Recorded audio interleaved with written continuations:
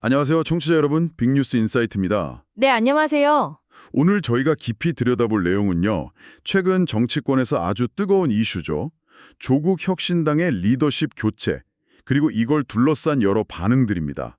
네, 맞습니다. 당내 그 성비위 논란 때문에 지도부가 전부 사퇴했고요. 그 자리에 조국 전 법무부 장관이 비상대책위원장, 그러니까 비대위원장으로 선임됐습니다. 네, 그러면서 정말 여러 이야기들이 나오고 있는데 특히 국민의힘하고 개혁신당 쪽에서 아주 강한 비판들이 나오고 있어요. 그렇죠. 그래서 오늘은 단순히 비판 내용을 쭉 나열하는 게 아니라 각 당이 구체적으로 어떤 점을 문제 삼는지 또 그 근거는 뭔지 이게 지금 정치 상황에서 어떤 의미가 있는지 좀 다각도로 파헤쳐 보겠습니다. 네, 그 배경까지 한번 깊이 들어가 보죠. 좋습니다.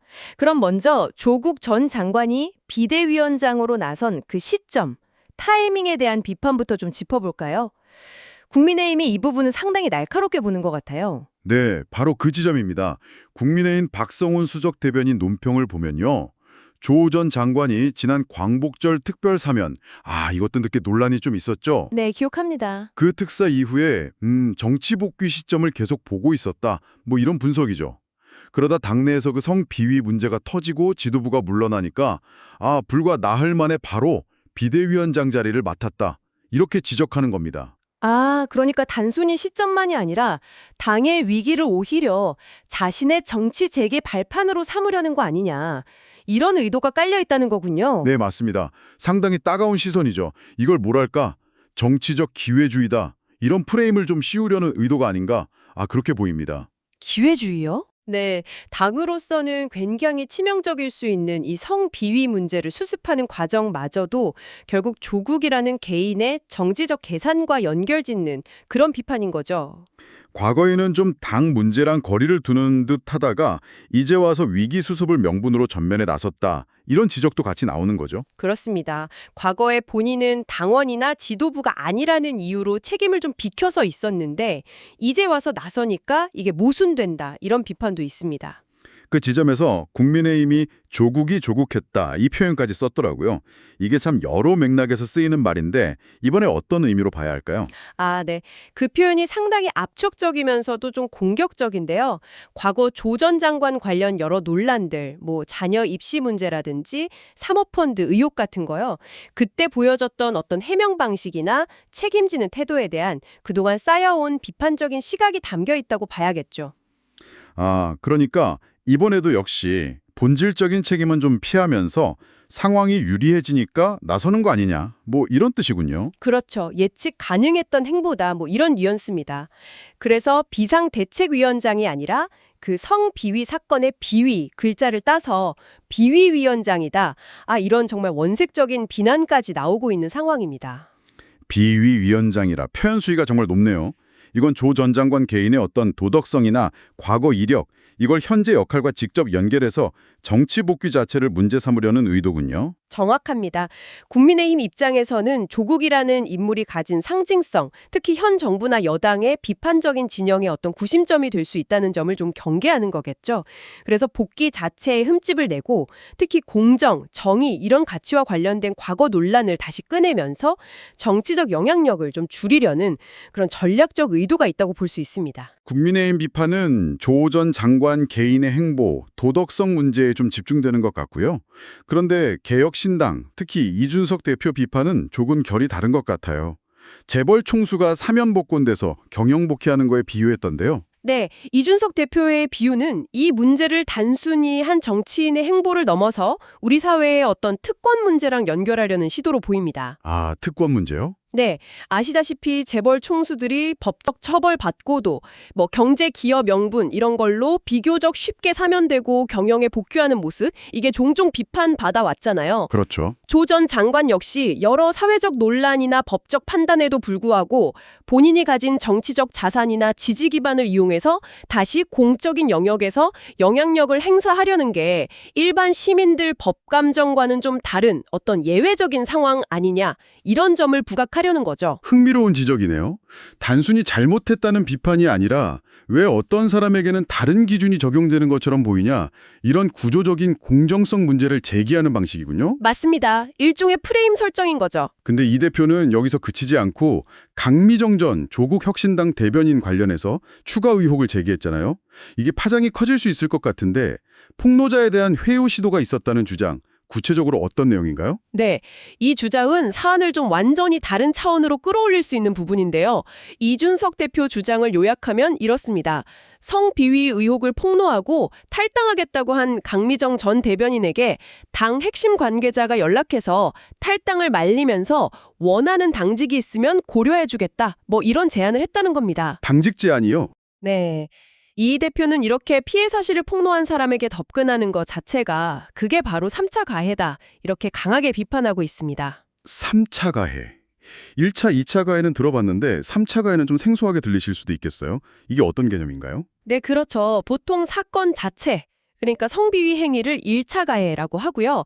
사건 이후에 피해자가 조직 내에서 겪는 불이익, 뭐 사건을 덮으려 하거나 피해자를 비난하거나 불리한 조치를 하는 것, 이걸 2차 가해라고 하죠. 네. 3차 가해는 여기서 한 단계 더 나아가서 피해 사실을 외부에 알리거나 문제를 제기한 사람에게 가해지는 추가적인 압박, 불이익 혹은 지금처럼 회유하려는 시도 같은 거를 의미합니다. 이준석 대표는 강 전 대변인에 대한 당직 제한 시도가 바로 이 3차 가해의 전형적인 모습이다. 피해자의 입을 막으려는 시도 아니냐, 이렇게 주장하는 거죠. 그렇군요. 사건 처리뿐만 아니라 문제를 제기한 이후 과정까지 다 봐야 한다는 거네요. 그런데 이 대표는 4차 가해라는 말까지 썼어요. 그 회유 제안 자체를 언론에 흘려서 정치적으로 이용하려 했다는 주장인데 이건 또 무슨 의미죠? 네, 이게 더 심각한 주장인데요. 단순히 회유 시도가 있었다는 걸 넘어서 조국 혁신당 측이 이 당직 제한 사실 자체를 오히려 자기들한테 유리하게 포장해서 언론에 흘려려 했다는 의혹입니다. 자신들에게 유리하게요? 네, 예를 들면 우리가 피해자 입장을 이렇게 경청하고 배려하려고 노력했다. 원하는 자리까지 제안하면서 적극 소통했다. 뭐 이런 식으로 그림을 만들려 했다는 거죠.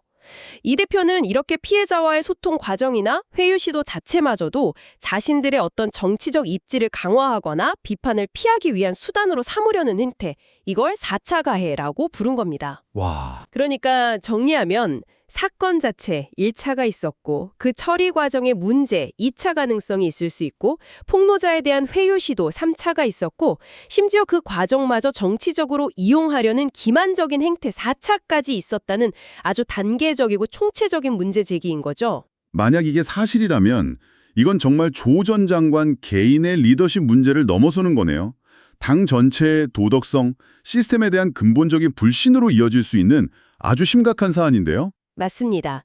이준석 대표의 이런 단계적인 문제 제기는 비판의 초점을 조국 개인에서 조국 혁신당이라는 조직 전체로 넓히려는 의도가 명확해 보입니다. 특히 성비위 문제에 대한 사회적 민감도가 굉장히 높은 상황에서 폭로자에 대한 부적절한 처우나 그 과정을 정치적으로 이용하려 했다는 의혹은 설령 사실이 아니더라도 제기되는 것만으로도 당 이미지에 큰 타격을 줄 수 있죠. 네, 그렇죠. 그만큼 파괴력이 큰 비판 카드라고 봐야겠네요. 그렇습니다. 자, 그럼 지금까지 나온 비판들을 잠시 정리해보면요. 국민의힘은 조 전 장관의 비대위원장 선임 시점과 과거 행적을 들어서 기회주의적 정치 복귀, 책임 회피 이걸 강조하고 있고요. 네.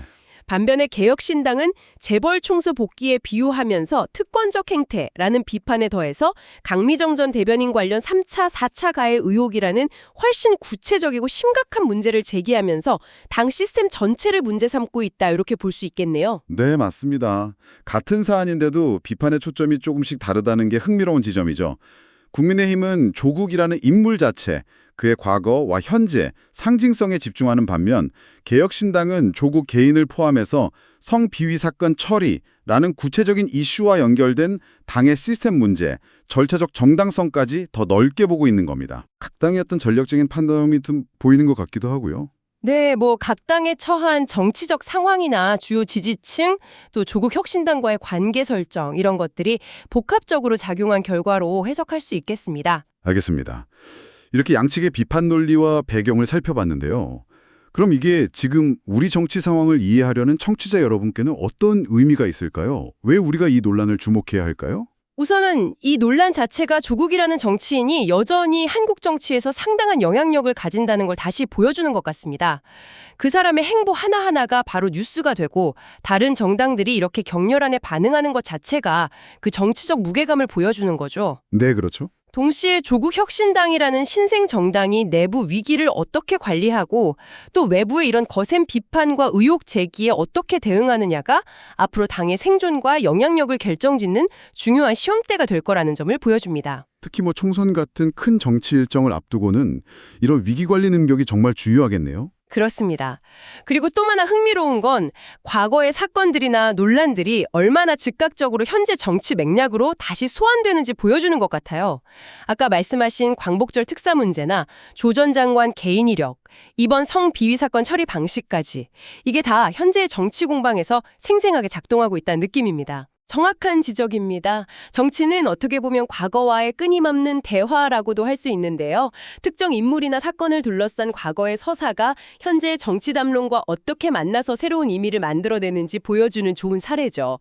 청취자 여러분께서도 단순히 누가 비판했다 이걸 넘어서 어떤 논리로 어떤 프레임을 써서 왜 지금 비판하는지를 좀 입체적으로 보시면 앞으로 정치 공방의 이면을 더 깊이 있게 읽으실 수 있을 겁니다.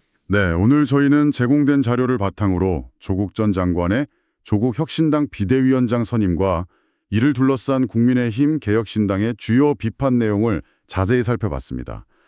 기회주의 논란부터 특권 논란 그리고 3차, 4차 가해 의혹까지 정말 다양한 비판이 제기되고 있네요. 네, 오늘 분석은 주로 비판의 내용과 그 정치적 맥락을 보는 데 좀 초점을 맞췄는데요. 하지만 여기서 끝이 아니죠. 이제 정말 중요한 것은 이런 구체적인 비판과 의혹 제기, 특히 파장이 클 수밖에 없는 강미정 전 대변인 관련 주장에 대해서 당사자인 조국 비대위원장과 조국 혁신당이 과연 어떤 공식적인 답변을 내놓을 것인가 하는 점입니다. 아, 그렇죠. 대응이 중요하겠네요. 네, 침묵할지 반박할지 아니면 일부 인정하고 다른 방식으로 국면을 전환하려 할지 그 대응 자체가 이 논란의 앞으로의 방향을 결정짓는 핵심 변수가 될 겁니다. 당분간 이들의 공식 입장을 좀 주의 깊게 지켜볼 필요가 있겠습니다. 네, 그 반응 속에서 또 많은 것을 읽어낼 수 있겠군요. 그렇습니다. 오늘 조국 혁신당 관련 논란에 대한 심층적인 이야기는 여기까지 나누겠습니다. 네, 제공된 자료를 토대로 현재 부상하고 있는 주요 쟁점들과 그 이면의 맥락들을 다각도로 조명해 보았습니다. 오늘 저희 이야기가 복잡한 정치 상황의 한 단면을 이해하시는데 조금이나마 도움이 되었기를 바랍니다. 함께해 주셔서 감사합니다. 감사합니다.